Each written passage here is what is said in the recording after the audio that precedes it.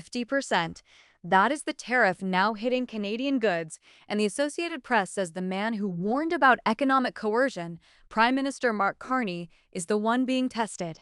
That is story one. Story two is a stack of stock trades. Forbes reports Donald Trump bought into SpaceX, Palantir, and more, and we will walk through why a president's shopping list is a policy document. Then a father waiting for his son to come home from the USS Lincoln, arrested by Border Patrol at the moment of the reunion. After that, a Mexican governor under United States indictment stepping back from power again, Mark Ruffalo firing back at Paramount Skydance, and the 28-year-old who just walked out of the White House briefing room. 6 stories, every one of them about money and the people who control it. Stay to the end, because the last one tells you where power is moving next. 50%. That is the new tariff rate on Canadian goods, and according to the Associated Press, it has just gone into effect. AP frames the moment bluntly. Mark Carney warned about economic coercion, and now Donald Trump is testing the Canadian Prime Minister. Understand what a tariff actually is, because the word gets thrown around loosely.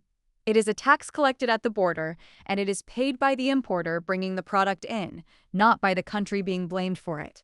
That importer is usually an American company, and it has 3 choices: absorb the cost, squeeze its supplier, or move the number onto the shelf price. Canada is one of the largest trading partners the United States has, which is why a rate this steep lands very differently than a narrow tariff on one product line. Carney's warning about economic coercion now reads like a prediction that tariffs would be used less as trade policy and more as pure leverage. Fox News reports Trump has already responded to Canadian tariff retaliation, and retaliation is the part that reaches your paycheck because it aims at exporters, and exporters employ people. If your job touches cross-border manufacturing, agriculture, energy, or freight, watch this closely. The next move is Carney's escalate or negotiate, reported by the Associated Press. Here is a sentence that should stop you.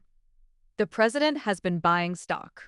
Forbes reports on the latest round of stock trades under the headline that Donald Trump bought SpaceX, Palantir, and more, and the piece is built around what those disclosures tell us. Take the 2 names Forbes puts in the headline. One is a private space and launch company. The other is a data analytics firm. Both are the kind of company whose fortunes are shaped by federal decisions, and the person making a growing number of those decisions is the same person whose name is on the trades. That is the entire issue in one line. It does not require anyone to allege wrongdoing. It only requires you to notice that when the buyer signs the contracts, sets the tariffs, and appoints the regulators, every policy move becomes readable as a portfolio move. Disclosures exist precisely so the public can do that reading rather than guess. Why should you care about a rich man's brokerage account? Because the same policies that move those tickers move your retirement fund, your job market, and your tax bill, and you do not get to see the trade before it prints. Watch for the next filing and watch which sectors show up, reported by Forbes. A father went to watch his son come home from sea. He did not get the reunion. The Associated Press reports that a man waiting for his son to return from the aircraft carrier USS Lincoln was arrested by Border Patrol. Hold on to the picture because it is the whole story. A warship pulling in, families on a pier, a service member scanning the crowd for a parent who is being taken into custody instead. AP does not, in what we have, spell out the charge or where the case goes next, and an arrest is an allegation, not a conviction. What it does show is where immigration enforcement is now willing to operate, which is at the edge of a military homecoming involving the family of someone in uniform. The money side of this is not abstract. A detained parent means lost wages, legal fees that run into thousands, and in many households, the loss of the only driver or the only income. It also raises a recruitment question the armed forces cannot dodge, because families weigh how their relatives will be treated while their child serves. Watch whether the case draws a response from lawmakers or the Navy itself, reported by the Associated Press. A sitting governor under United States indictment has just tried to step away from power for the 2nd time. The Associated Press reports that a Mexican governor indicted by the United States is seeking leave again after what AP describes as a contentious return to office. Read that sequence carefully because it is unusual. He was indicted. He left. He came back, and the return was contested. Now he is asking to go again. Note the legal reality. An indictment is a set of allegations by prosecutors. It is not proof, and the defendant is entitled to contest every count. But the political reality is separate. A governor controls budgets, contracts, police, and permits across an entire state, and when the person holding that authority is under criminal accusation from a foreign government, every decision that office signs gets a question mark next to it. That is why leave requests happen. They are a pressure valve, not a verdict.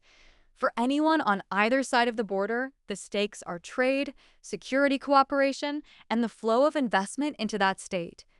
Watch whether the leave is granted, who takes the seat, and whether the United States case moves toward extradition. Reported by the Associated Press, an actor criticized a merger, and the merged company accused him of anti-Semitism. Mark Ruffalo says that charge is appalling, and he denies it. NBC News reports that Paramount Skydance leveled the accusation over Ruffalo's criticism of the merger, and that Ruffalo has pushed back and rejected it outright. Strip out the celebrity and look at the mechanics, because they matter far beyond one actor. A merger is a concentration of money and distribution, fewer companies deciding what gets made, who gets hired, and what gets said.